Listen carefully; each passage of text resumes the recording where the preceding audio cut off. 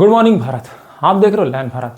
आज हम बात करेंगे कि किस प्रकार जब कोई शख्स राजनीतिक शतरंज में बादशाह बनने की चाह लेकर जब राजनीति में उतरता है तो हमारे भारत देश की राजनीति उसे एक प्यादा बना करके रख देती है इस बात पर। जी हाँ, आपने श्री अवध ओझा जी जो यूपीएससी के जाने माने टीचर हैं और मोटिवेटर हैं, उनका नाम तो सुना ही होगा। और वो अक्सर इस बात के लिए चर्चा में रहते थे कि वो कभी ना कभी राजनीति में उतरेंगे, लेकिन हाल फिलहाल में आपने देखा होगा कि उन्होंने एक पार्टी ज्वाइन कर ली है जो कि आम आदमी पार्टी। तो आज हम बात करेंगे कि किस प्रकार एक जो राजा बनने की चाह लेकर जो इंसान उतरता है वह राजनीति में जाने के बाद सैनिक बन जाता है। इस बात पर कुछ समय पहले आपने देखा होगा कि उनकी किसी पार्टी से टिकट मांगने की जो खबर है वो काफ़ी वायरल हुई थी, तो उस पर हम बात करेंगे।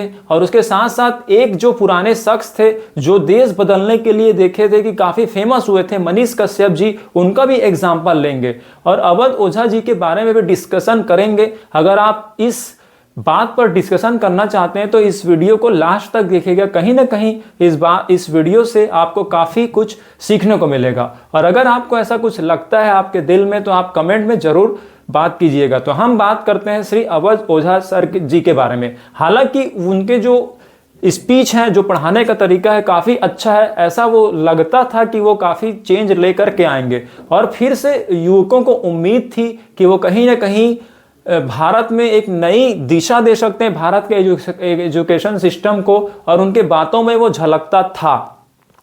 लेकिन जब आप देखे होंगे कि करोल बाग में जब बाढ़ की स्थिति आ गई थी अचानक से और जब छात्रों की डेथ हुई थी, वहां पर वो जो अवध ओझा सर जी हैं वो वहां पर पहुंच नहीं पाए थे और इस वजह से उस समय जो निगेटिव इफेक्ट था इस ना जाने का वो उनके कैरेक्टर पर पड़ा था। तो उन्होंने काफ़ी सफाई भी दी थी कि कभी कभी ऐसे सिचुएशन में जाना खतरा हो सकता है, लेकिन जब वो ऐसे खतरे मोल नहीं ले पाते तो शायद उनको यह बात पता नहीं है कि टीचिंग और पॉलिटिक्स में there is the very very big difference. Politics में पग पग पर खतरा होगा अगर आप सही काम करना चाहते हैं और सिस्टम से लड़ना चाहते हैं तो ये बात शायद उनको अभी पता नहीं है। हालांकि वो कहते हैं कि उनको 25 साल का एक्सपीरियंस है पढ़ाने का, यूपीएससी का, लेकिन उनको यह भी सीखना चाहिए, या फिर वो गए हैं राजनीति में तो उनको इस बात को लेकर के चलना चाहिए कि पॉलिटिक्स में रिस्क होता ही है।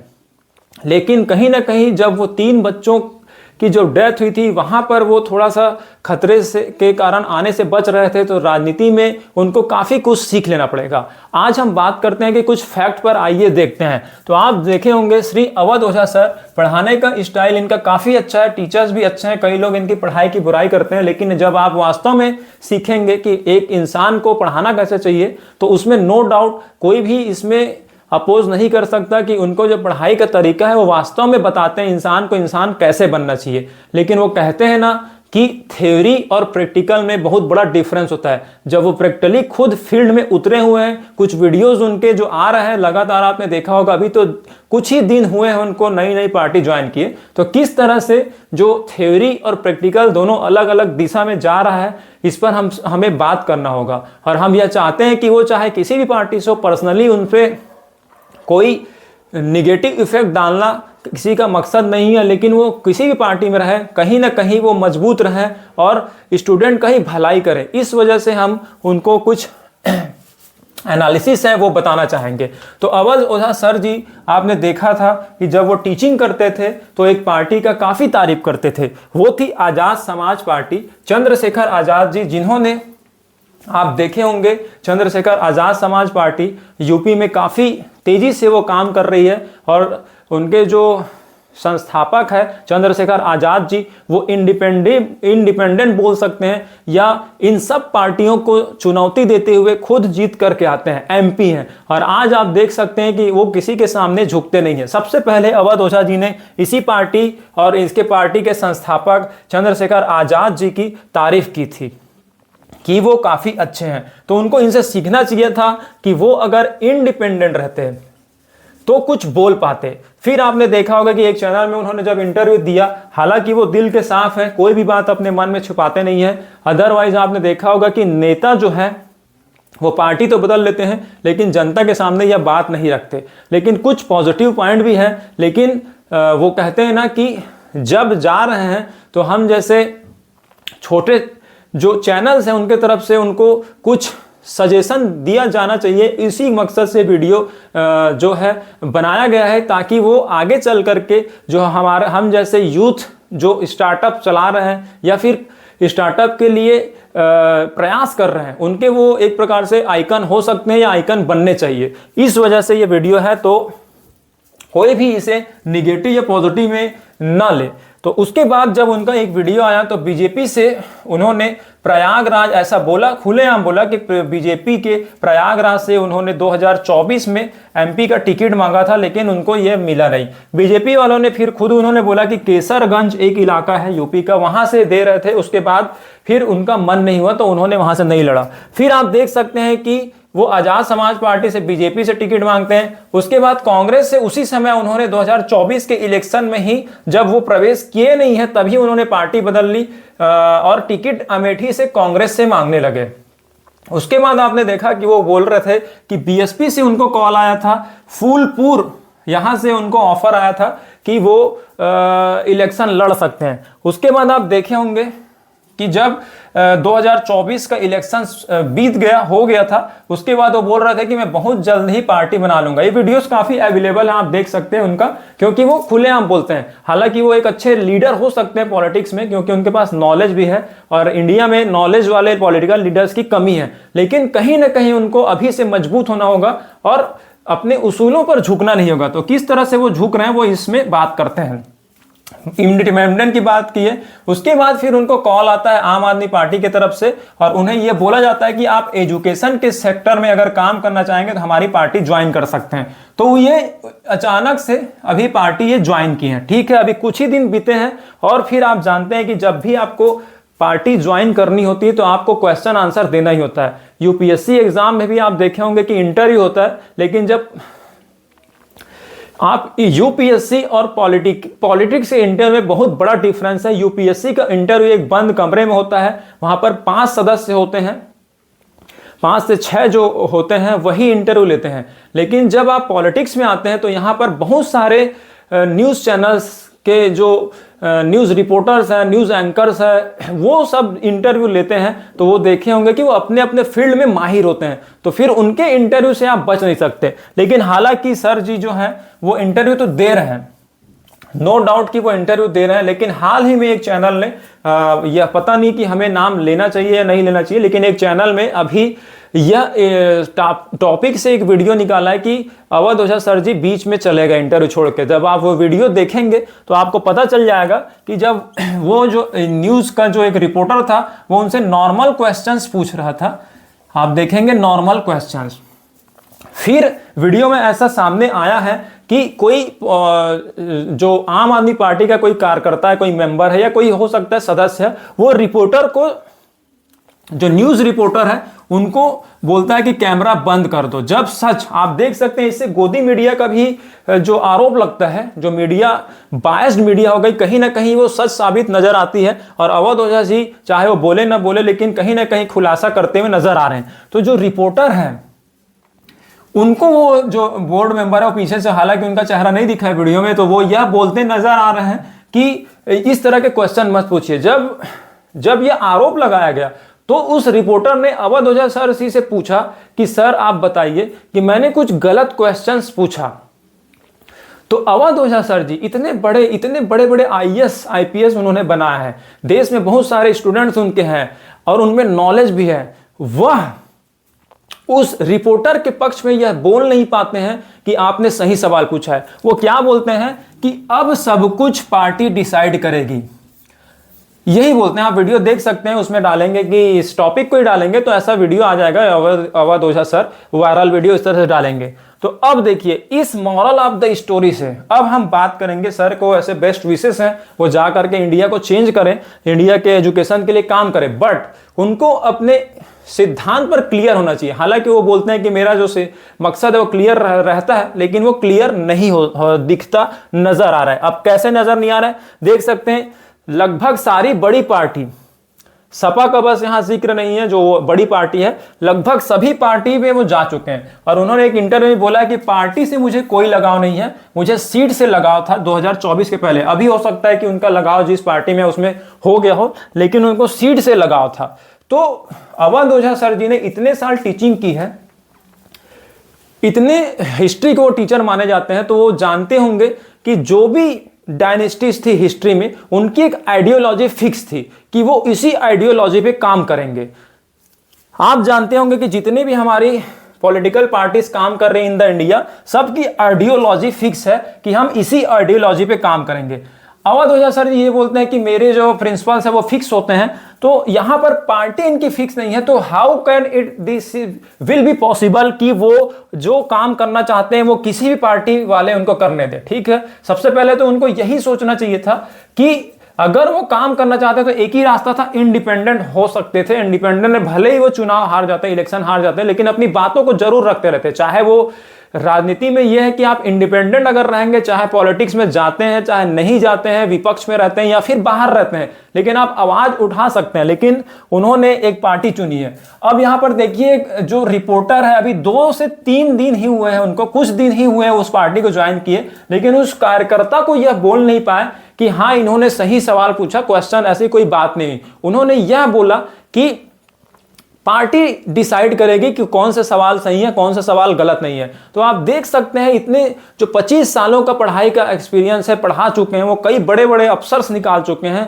शायद यूपीएससी जो है हमारा टफेस्ट एग्जाम है, उसके वो प्रोफेसर हैं, वो उसके टीचर हैं। वो जब आप देख सकते हैं कि इस तरह से उनके हाथ बंध जाते हैं, तो आप समझ जाइए कि अगर आप प्रेजेंट टाइम में किसी भी पार्टी में ज्वाइन करते हैं तो आप जो मकसद है वो चेंज नहीं ला पाएंगे। ये अवध ओझा सर जी शायद हो सकता है अभी नया नया है, लेकिन हो सकता है कुछ दिनों बाद यह बात एहसास हो जाएगा या फिर पार्टी उनका साथ देगी, ये तो भविष्य की बात है। लेकिन जो अभी सिचुएशन दिख रहा है उस पर हम बात कर रहे हैं।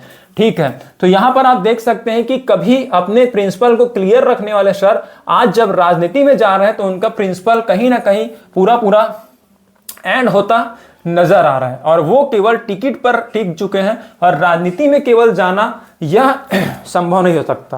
और आप देखते होंगे कि अवध ओझा सर जी महाभारत की काफी एग्जाम्पल देते हैं। वो कहते हैं कि मैं कृष्ण की तरह हूं कि जो पार्टी मुझे लेने आएगी मैं उनके साथ हो जाऊंगा। ठीक है, लेकिन अवध ओझा सर जी को यह बात भी जानना चाहिए कि उसमें एक और कैरेक्टर था, कर्ण। उसके पास भी एबिलिटी थी, लेकिन कर्ण और कृष्ण जी में एक ही डिफरेंस था कि कर्ण जो है वो भी यही समाज को चेंज करना चाहते थे, कृष्ण जी भी समाज को चेंज करना चाहते थे। लेकिन the basic difference between the Lord Krishna and the Karna was, Karna ने यह नहीं देखा कि मुझे अपॉर्चुनिटी कौन दे रहा है या मुझे जो अपॉर्चुनिटी दे रहा है वो सही है या नहीं है। कर्ण को केवल चाहिए थी अपॉर्चुनिटी, लेकिन जो श्री कृष्ण थे वो अपॉर्चुनिटी देखने के साथ साथ कौन मुझे अपॉर्चुनिटी दे रहा है उसके साथ वो जाते थे। और आपने देखा भी होगा जब दुर्योधन और जो अर्जुन है, जब युद्ध होने वाला था, तब जब दोनों जाते हैं श्री कृष्ण जी के पास कि उनको अपने पार्टी में शामिल करने के लिए, तो श्री कृष्ण जी जानते थे कि कहीं ना कहीं पांडव सच है और कौरव झूठ है, और उसके साथ साथ दुर्योधन उनके सर के पास बैठा हुआ था और अर्जुन जो है उनके पैर के पास बैठे हुए थे। तो आप देखे होंगे कि किस तरह से जो कृष्ण जी है वो खुद चुनाव करते हैं कि अर्जुन पहले बोलेगा कि उनको क्या चाहिए, क्योंकि मेरी दृष्टि उन पर पड़ी। तो इस तरह से आप देखे होंगे जो अवध ओझा सर जी है कहीं ना कहीं श्री कृष्ण की तरह बनना तो चाहते हैं, लेकिन उनको समझना चाहिए उनके कैरेक्टर को कि वो खुद चॉइस किए थे। उनको ऐसा नहीं था कि जो भी आएगा मैं उनके तरफ चले जाऊंगा, कहीं ना कहीं वो सब के हैं, लेकिन वो सच की तरफ गए थे। तो अवध ओझा सर जी, हम ये कंपैरिजन नहीं कर रहे हैं कि आम आदमी पार्टी उस तरह से दुर्योधन की पार्टी है, बस एक एग्जांपल दे रहे हैं कि आपको सही पार्टी को चुनना चाहिए। हो सकता है आपने चुना भी हो, लेकिन आपकी आइडियोलॉजी कहीं ना कहीं खत्म नहीं होना चाहिए, क्योंकि आप काफी लोगों के इंस्पिरेशन है। You are the inspiration of millions youngsters in India. तो आप देख सकते हैं कि आप कर्ण ना हो जाए, आप कृष्ण की तरह काम करते रहें, लेकिन आपकी एक्टिविटी जो है वो कर्ण की तरफ झुकती हुई जा रही है। ये तो बात हुई उनके आइडियोलॉजी की। अब हम बात करते हैं, जिस प्रकार आपने देखा होगा हालांकि अभी सोशल मीडिया का ज़माना है, तो कई सारे लोग जज्बे के साथ भारत को बदलने आए और मीडिया के माध्यम से कोशिश भी किया, लेकिन जब जब उन्होंने किसी पार्टी का दामन थामा है तब तब उनको कठपुतली बना करके रख दिया गया। ऐसा मैं नहीं कहता, ऐसा उनकी एक्टिविटी कहती है, क्योंकि पार्टी में जाने के पहले वो किसी भी पार्टी को आप देख सकते हैं कि उनकी बुराई और अच्छाई दोनों को बेबाक तरीके से बताते थे। और मीडिया का काम भी वो कर रहे थे, क्योंकि आप देख सकते हैं मीडिया तो बायस्ड है, लेकिन जो काम मीडिया नहीं कर पा रही वो ऐसे लोग कर रहे थे। लेकिन जैसे ही वो किसी पार्टी का सहारा लेते हैं तो उनका जो वो काम है वो छीन लिया जाता है। आप सेम देख सकते हैं कर्ण की तरह, कर्ण जैसे ही दुर्योधन के पाले में जाता है तो दुर्योधन के खिलाफ नहीं बोल पाता, वो जानता भी है कि गलत है फिर भी नहीं बोल पाता और समाज में चेंज नहीं कर पाता है। आपने देखा होगा समाज में चेंज जो आता है फिर महाभारत होता ही होता है और श्री कृष्ण जी ही चेंज लेके आते हैं। तो उनको अवध ओझा सर जी को ये रिक्वेस्ट है कि उनको ये सब सीखना चाहिए। और हालांकि ये प्रैक्टिकली हो सकता है कि पॉसिबल ना हो, लेकिन फिर राजनीति में कहीं ना कहीं उनको बाकी जो नेता हैं उनसे कहीं ना कहीं अलग नहीं हो पाएंगे, वो भी हो सकता है उस सिस्टम का हिस्सा बन सकते हैं। दूसरी बात, हम जो बात कर रहे थे कि बहुत सारे लोग ऐसे आते हैं लेकिन जब भी वो इस राजनीति में जाते हैं तो कहीं ना कहीं उसके सिस्टम का हिस्सा बन जाते हैं।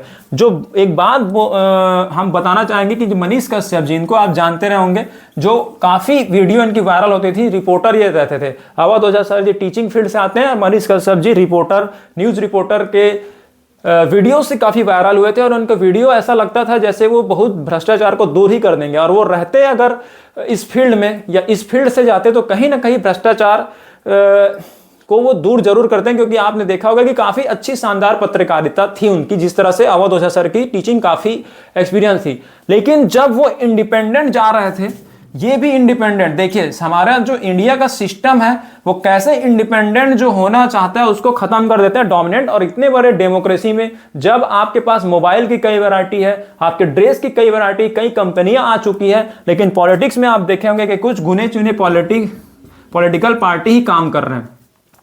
तो यहां पर आप देख सकते हैं कि मनीष कश्यप जी भी जब इंडिपेंडेंट लड़ने वाले थे तो उनको बीजेपी जो पार्टी है वो अपने पार्टी में शामिल कर लेती है।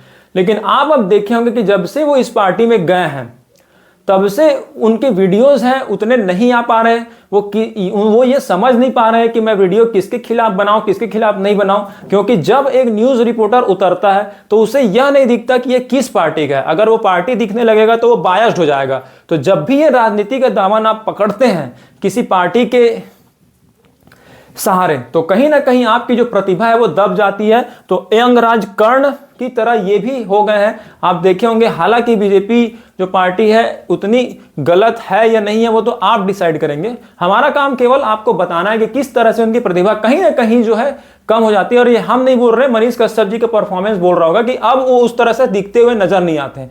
हो सकता है उनको उस पार्टी में जाने के बाद जो सच्चाई नजर आ गई हो या जो भी हो उनका पर्सनल रीजन है, लेकिन वो बोल नहीं पा रहे हैं। इसको तो आप कमेंट में बताइएगा, ठीक है। तो ये अवध ओझा सर जी जो फिर से एक उभरे थे यूथ का जो उम्मीद बन करके, लेकिन वो भी अब कहीं ना कहीं कृष्ण की बजाय कर्ण की तरह बनते जा रहे हैं। तो आप बताइएगा कि क्या सर जी सही कर रहे हैं और सर को क्या करना चाहिए। आप भी सजेशन दे सकते हैं क्योंकि वो लीडर बनने जा रहे हैं, तो आप अपनी तरफ से कमेंट में ऐड कर सकते हैं। और भी ऐसे पॉलिटिकल एनालिसिस अगर आप करना चाहते हैं, कोई भी इवेंट चल रहा है, तो आप लैंड भारत के साथ जुड़े रहें। Thank you.